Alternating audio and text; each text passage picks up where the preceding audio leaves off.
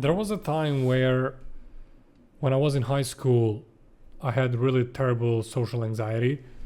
And it started to become so bad that every time that I had to go to school, I would have to go through the center of the city, which was the most crowded at the hours when I was going. It started to become difficult to walk because I felt like everyone was watching me. I felt judged, and it would be really difficult to move my legs. And I would literally start sweating by the time that I would finish the whole road and just pass that crowd until I would finally get to the school. So I started going on circles around the center, which would take me longer to get to the school because I just didn't want to face it. And this was affecting me on different areas of my life as well. Like I couldn't even go buy food or bread, or I wasn't even able to hit the gym if I was going alone. Like if I did not have a friend with me, I would just not go to the gym at all.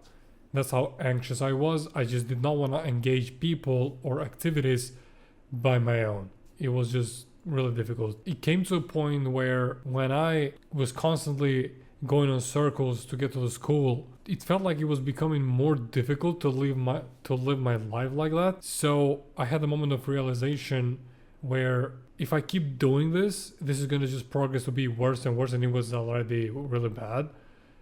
And it was just really tiring at that point.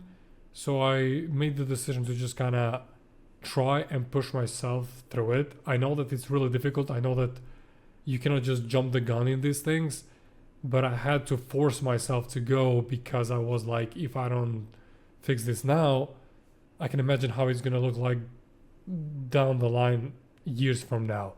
So I started like first day, pushed through. The second day, I went on a circle again because I was like, screw this, there's no point, I'm tired. And then on the third day, I went through the crowd as well. Fourth day as well, it was so difficult at first, but then I just realized that the more I started doing it, the better it got, and it was slightly easier each time. I didn't want to believe it at first, and even with people telling me that it gets better every time, etc., I was like, yeah, it's easy to tell, yada yada. But actually, by putting it into motion, it started working really well. 1 weekend, 2 weeks in, turned into, months and months, and me just pushing myself. It got really well because what I've learned is that by engaging with the problem, it will actually start to be better, and it will just contribute to the long-term success of you getting better at it and improving overall. It was really cool to see. I'm not saying that this completely fixed it. I still might, even though it's been years, I still might get this feeling from time to time that I'm being judged by people looking at me. But it's not as intense and it's not as strong as before because I've constantly pushed through it. I've engaged with the problem, and over time it has just gotten better. Sometimes I don't even remember that it was a problem in the first place.